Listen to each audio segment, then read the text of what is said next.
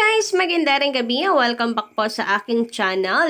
Andito na naman po ako si Gandara SRU para maghatid ang latest update and fresh happenings about TVJ and Digital Recads. And for tonight's video, atin pong pag-uusapan ng patungkol sa mayroon pong muling nabubuhay. Nabubuhay muli na nagpaalam daw kuno. Pero eto na naman at naninira na naman Digital Recads. Sabi nga tila nawawala na naman po sa kabaitan ang taong ito. So, meron po silang ipinost, kita niyo naman siguro sa headline natin, nakakawindang, di ba? Na sinuspindi daw ang Nielsen. So, alam naman natin lahat, kagabi lang natakel ko to Panoorin nyo na lang guys. So, natakel ko to kagabi na sinasabi nila na dinadaya daw ng TVJ ang ratings. Na kesyo laging mataas ang TVJ pagdating sa Nielsen, sa Nutam. Dinadami pa nga nila ang mga kapamilya fans. Kapamilya fans daw ang kumu-question.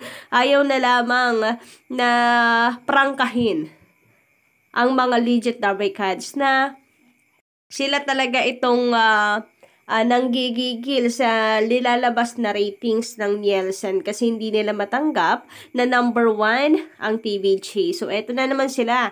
Porque nagna-number 1 ang TVJ sa ratings, aatake na naman sila ka-legit Recads. Siguro wala na silang magawang paraan at maisip na paraan para makaakit ng mga advertisers, para mga uhaw na uhaw sa advertisers, no? Kaya sisiraan na lamang nila ang TVJ. So, eto na naman po, si Poroknoy, nabuhay ang kanyang channel or ang kanyang page para siraan po ulit ang TVJ or ang ratings na atin pong ipinopost sa social media, lalo na pag number 1 ang ating Itbulaga. So, Nielsen USA sinuspinde sa mismong country of origin dahil sa maling na TV ratings report. Pati ako nawindang nawindang sa balitang ito. Well, nakalagay naman talaga siya sa article, kaya binasa po natin. So, nakalagay po sa headline, Nielsen's National TV Ratings gets accreditation back after 19-month suspension. So, dito para napaisip ako, accreditation back after 19 months? So, tapos na? Ganon? Pero binasa pa rin natin, Collegiate Recads ang nilalaman ng article. The suspension by the Media Ratings Council o MRC opened the door for competing rating providers who are being embraced by broadcasters and streamers. The Media Ratings Council is restoring accreditation for Nielsen's national TV ratings after 9-month suspension. So, napakalinaw. Restoring accreditation for Nielsen's national TV ratings after 19 months suspension. The move comes on the eve of the 2023 to 24 upfronts, the period advertisers can buy inventory before the season begins. It doesn't apply the company's local rating, which remain unaccredited. As the industry demands measurement that is trusted, independent, and founded on the real viewing from real people, we continue to support the MRC guidelines, sorry po sa boses ko, no? May sipon pa rin tayo until now. That set the standard for quality. Audited measurement. Kartik Rao, CEO Audience Measurement at Nielsen, said in a statement, "It's our daily mission to maintain our methodologies at the highest standard so that our clients can trade with confidence well into the future."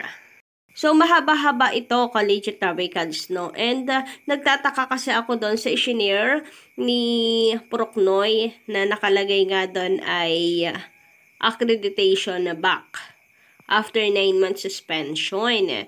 And nakalagay po dito, the MRC suspended Nielsen's accreditation in September 2021 for 2 reasons. First, an investigation by the council found the company undercounted TV viewers during pandemic. because technicians were not able to get into panelist homes to fix device. Second, Nielsen reported a software error had caused it to undercount out of home viewership for nearly 6 months. So, 2021 pa. Totoo naman pala ang chika ni Procnoy, pero 2021 pa, and ito po ay sa USA. Base sa kanyang caption, Collegiate Tower Guides. And narito din, syempre, nag-research din tayo and nakita ko nga po ito, nakalagay dito 2021 ang date na Nielsen TV Ratings Accreditation suspended by MRC. Kasi nakakamindang naman talaga na sinuspende daw kasi mali yung inilalabas na rating, sabi ni Procnoy. So, kung tamad ka mag-research, mapapaniwala ka na lang sa sinasabi ni Procnoy, di ba? Ang tatatak sa isip mo is that hindi totoong number 1 ang TVJ. Kasi syempre, nasa panig sila ng tahanang pinakamasaya, di ba? So, yun yung nais nilang iparating. And ito yung mismong article na ipinost po ng mga kapuso, pages nila Procnoy. So, mula po dito, sa The Drum na yan, September 1, 2021 pa po yung kanilang ipinost. Nirepost ngayon. Nirepost lang po ngayon. Siguro para gusto nilang gawing issue ngayon, para yun nga, mapaniwala po ang iba, lalo na kung hindi mahilig magbasa ng mga articles. Yung tamang husto lang sa pagbabasa ng mga caption. Maraming ganyan guys eh.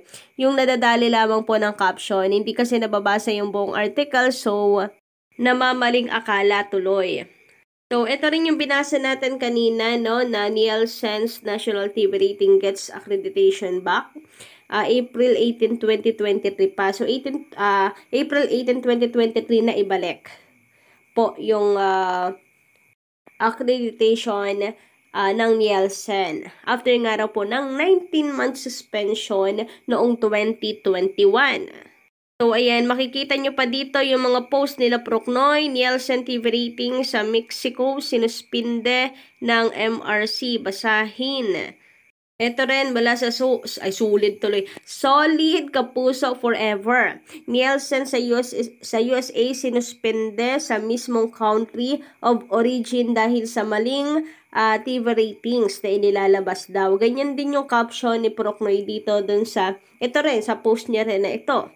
Ayun nga, drum.com. Yung ipinost po 2021 pa. Pero nirepost po nila ngayon. And mapapaisip ka bakit? Bakit kaya ginagawa nila ito ngayon? Ito ba ang bago nilang strategy para sirain ang image ng TVJ bilang number 1 noontime show? Kasi tulad ng sinabi ko po sa inyo kanina sa vlog natin kagabi, parang kanilang nga pong sinisilip at sinasabing dinadaya ng TVJ ang ratings.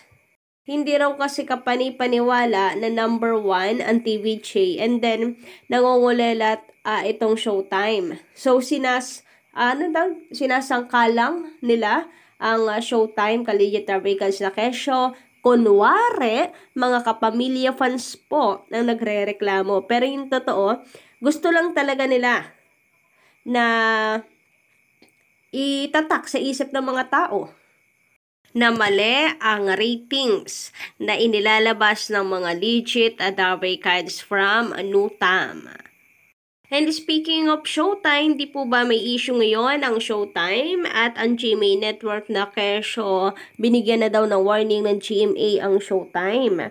So, patungkol dito, sabi dito, akala ko ba wala ng network war? Wala na network war na yan. Yung network war is over. Yung network war is over is pure hypocrisy, sabi po dito ng mga netizen. So, ayun na nga daw wala ng network war pero parang inggit at insecure ang GMA network po sa TV5. Dahil ayaw na ayaw nila na mapopromote ang mga palabas na nasa TV5. Napaka sensitive ng GMA network. Nabanggit lang at na-congratulate si Kimi kasi syempre co-host nila yon, nagtampo agad at binigyan ng warning.